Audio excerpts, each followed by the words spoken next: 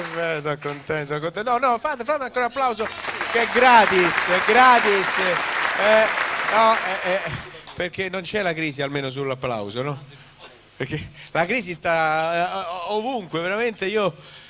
A proposito, non c'è nemmeno un amico mio che mi ha detto che sarebbe venuto, però non lo vedo stranamente. Siccome mi deve restituire 10.000 euro che gli ho prestato, ma non è per i soldi, no, per me i soldi sono l'ultima cosa per me, proprio per l'ultima cosa, soprattutto quando li presti, l'ultima cosa che ti restituiscono.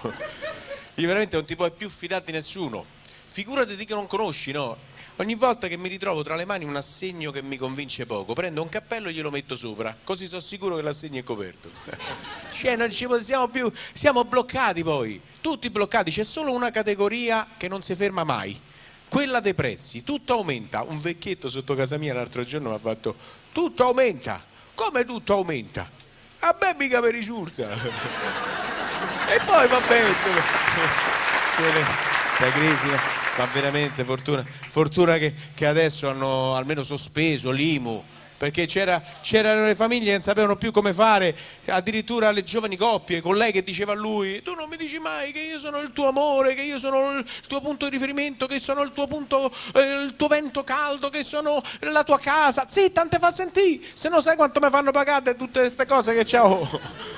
Veramente c'è sta psicosi, ma comunque adesso per questo motivo che c'è sta crisi, tutti noi dobbiamo rimboccarci le maniche, avete visto? E riciclarsi. Io per esempio sono nato imitatore, vabbè, c'è chi mi conosce, la prima imitazione che feci era quella di Totò, no?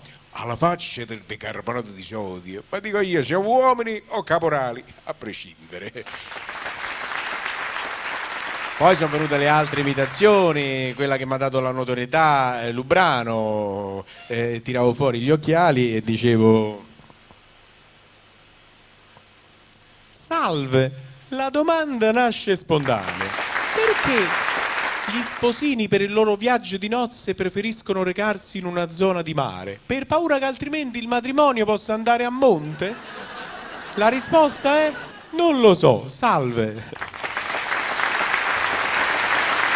Più recentemente ho fatto una trasmissione che si chiama Gli Sgommati su Sky 1, tra i vari politici che imitavo c'era naturalmente lui. Mi consente innanzitutto di dire che assolutamente tutto quello che faccio lo faccio senza secondi fini, mi è bastato il primo.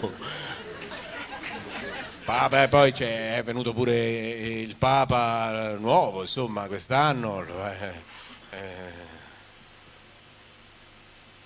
Papa Francesco I.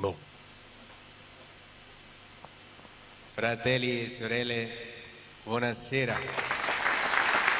Ora dobbiamo tutti darci una ridimensionata. Io non voglio più privilegi per la povera gente, per rispetto per loro. Tutto quello che è oro, com'è, è argentino. Vabbè, insomma, poi voglio dire, ma un po' tutti noi ci siamo dati, diciamo, una riciclata, no? Pure Gianni, vero? Gianni hanno, insomma, pure loro hanno iniziato come cantanti, poi sono diventati presentatori, non hanno dimenticato fortunatamente di essere cantanti, no? Però uno parte da una cosa e poi si allarga, un po' come, che ne so, Giuliano Ferrara, che ha iniziato come giornalista e poi si è allargato. Ah no, vabbè, forse... non ho proprio indovinato l'esempio giusto, che ne so, Grillo ha iniziato da comico e poi si è buttato in politica. Ragazzi, fermi, è ora di finirla con questi politici che sono il cancro della democrazia, per cui o si fa come dico io o niente. Oppure, vabbè, c'è pure un altro grande comico, Benigni, no? Che una volta era insomma, faceva soltanto ridere, adesso poi soprattutto era anche un po' volgare, adesso invece no, con la poesia, su Dante. Nel mezzo del cammin di nostra vita mi ritrovai per una selva oscura che la diritta via era smarrita, finché non ho trovato un'altra via, il Viagra. Viagra. Vabbè, poi ci sarebbe pure, per chiudere questo trittico di esempi che si sono riciclati, c'era un altro grande cantante, Adriano Celentano, che si è messo a fare il predicatore.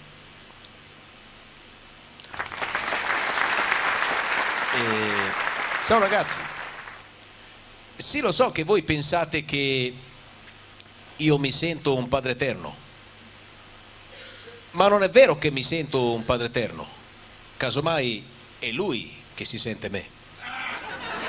In verità vi dico che vi rivelerò un segreto. Alla domanda che mi fanno sempre: ma i bambini nascono sotto i cavoli o vengono portati dalla cicogna? Io vi risponderò che dipende dalla donna. Se prende la pillola, se la prende, allora i bambini nascono col cavolo.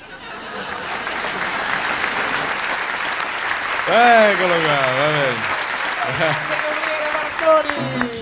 Grazie Gianni di essere stato con noi. Ci hai fatto divertire moltissimo. Tanto, grazie. Io sono invece stato, anche per questo, devo dire, per questo gran finale, ero stato alla prima puntata, mi ha fatto piacere tornare, perché poi è un ambiente fantastico. Sì. Siete Gianni e anche Ci fa molto piacere, Stefania. ci fa molto piacere. A tutti voi un'estate magnifica, speriamo che poi si ritorni a un autunno, non dico senza crisi, ma la crisi ci sarà. Speriamo, però ce lo auguriamo tutti. Con qualche speranza in più. Ce lo auguriamo tutti.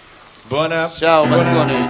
Ciao e buona a tutti. Luca Grazie. Giurato, ciao Luca Allora Giurato. io vi saluto, è stato un piacere stare con vostra compagna, cioè in vostra allora, va Compagnia, bene. compagnia. Allora, un saluto a tutti gli spermatori.